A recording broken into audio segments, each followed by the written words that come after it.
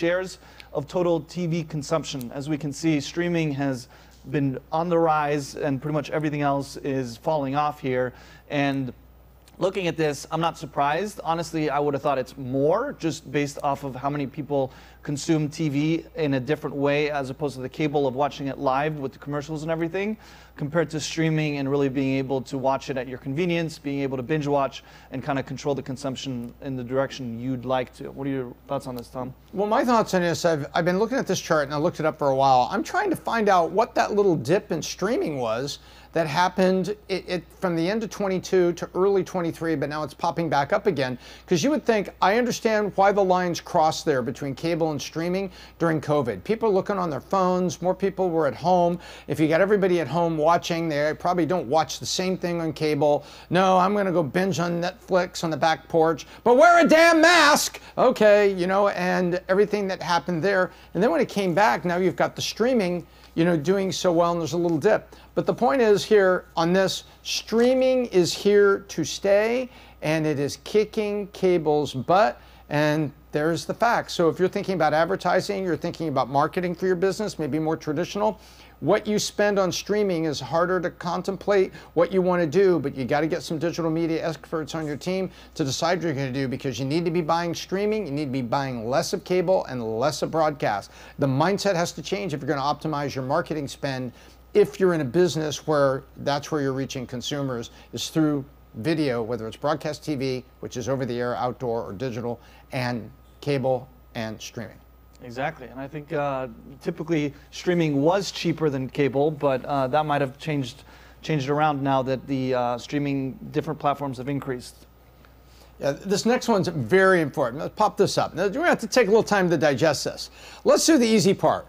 The gray bar on the right, that's the average cable price in the US, $83.35 to get cable into your home. Now remember, that also includes probably some broadband delivery in that, like a basic pack. The big broadband, I think, is like $60, in other words, getting internet service into your house. But take a look at this. By the time you figure out, and check this out, and I'll go really, really fast.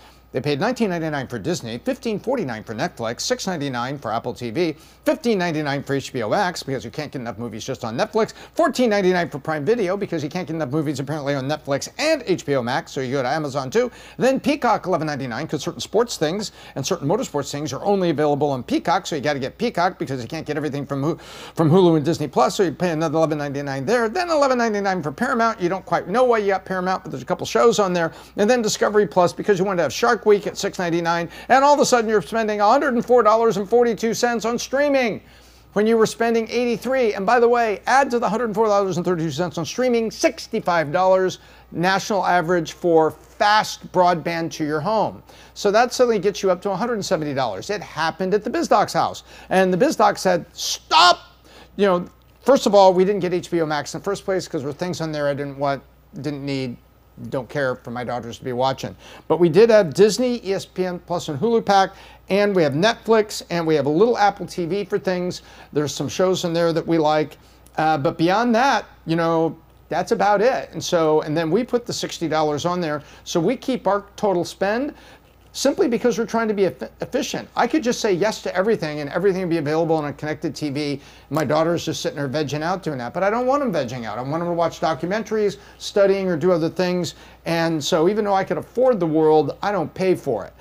All I have is a few things that are there along with the broadband, and we keep it well under $200 a month for broadband plus the streaming services that we use. And what I didn't see in here is we have Spotify Family for music, and I can put controls on there. So one of my daughters, you know, can't listen to songs that maybe have things going on that don't want her to see, or podcasts above a certain rating level that I don't think are, you know, helpful. Suitable, yeah. Yep, suitable. So I just want to put the gate there so you can't do it. But point is, we keep it under $200 a month, which is $2,400 a year, which if you're making $48,000 a year, you just spent 5% of your income on entertainment. Entertainment. Yeah, no, for sure. I think, to push back a little bit, I think that most people typically have Wi-Fi already, so I wouldn't necessarily add that on the cost. And one of the benefits of using the streaming platforms versus cable... Wi-Fi onto a TV? No, you can do Wi-Fi on your phone. Yeah, but you can connect it to the TV as well, no? Well, how do you get the internet in your house? You got to pay about 60, 65 bucks is what most people pay for fast internet to get in their house, and then it's Wi-Fi around the house. Yeah. But you got to get that to your main TV somehow. You can have that without broadband, though, no? I haven't owned a TV in years, so I don't know. I just watch on my computer.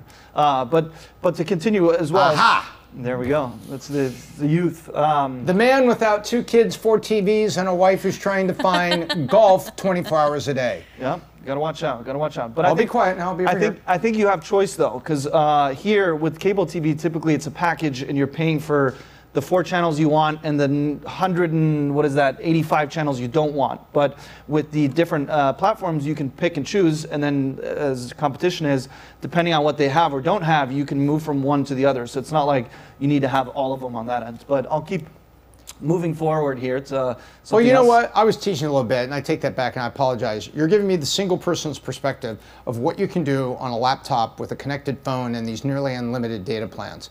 That's a very, very valid point you made. You don't need to pay for broadband at your house. No. But as you will find out at some point, once you have a couple TVs and you want to watch a pay-per-view boxing in high def, you know, so you're going to be paying for the broadband at your house. I'll save the money on streaming services for now to be able to afford that later on.